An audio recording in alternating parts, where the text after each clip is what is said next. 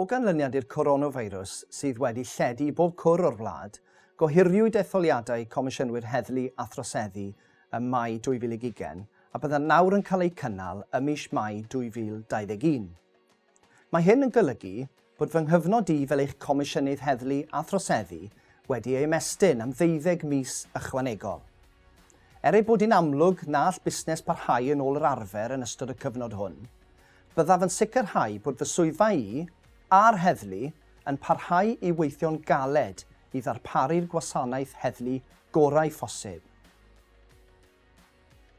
Nad yw fy blaenoriaethau yn y cynllun heddlu a throseddu wedi newid, wrth edrych ymlaen, byddaf yn canolbwyntio ar y cynlynol, hyd ddiwedd y tymor hwn.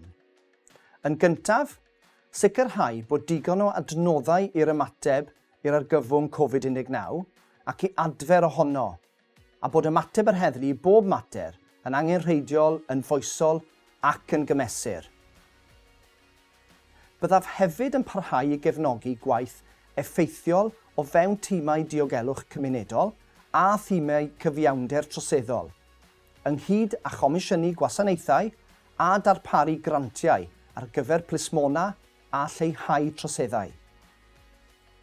Yn y maes yma, bydd grŵp prosiect i gynnwys cynrychiolaeth o'n swyddfa i, yr heddlu ac asiantaethau sy'n bartneriaid i ni, yn gweithio mwyn gwneud ystod y welliannau i'r gwasanaethau a mae dioddefwyr yn ei dderbyn. Byddaf hefyd yn canolbwyntio ar wneud yn siŵr fod gan breswylwyr y wybodaeth sydd ei hangen arnynt mwyn iddynt ddeall sut y mae eu gwasanaethau yn perfformio, yn debyg iawn i'r fidio yma. Yn olaf, rwyf am rhannu gwybodaeth â chi am rhywbeth rwyf yn falch iawn ohono. Yn ôl y mis Chwefror, fe wnes i gyhoeddi fy mod yn buddsoddi mewn dull cyllido cymunedol newydd, o'r enw Cyllidebau Cyfranogol.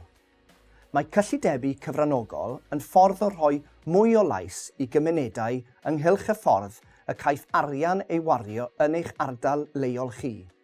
Yn ystod y flwyddyn ariannol nesaf, bydd bob un o'n 14 tîm plismona bro yn derbyn 10,000 o bunnau i'w wario yn eu cymunedau.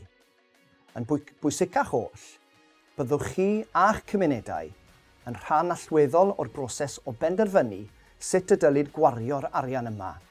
Bydd swyddogion yr heddlu'n gweithio'n agos gyda'r cyhoedd mwyn eich galluogi i wneud penderfyniadau pwysig ar sut y caiff yr arian hwn ei wario. Diolch yn fawr iawn i chi am dreulio amser yn gwylio'r fideos hyn. Dwi'n hynod falch o fod yn Comisiynydd Heddlu a Throseddu i chi, ac yn falch o'r holl waith rydym wedi ei gyflawni gyda'n gilydd ers 2016. Diolch yn fawr iawn. I weld holl fideos i'n Adroddiad Blynyddol ac i ddarllen adroddiad llawn y Comisiynydd, ewch i'n gwefan.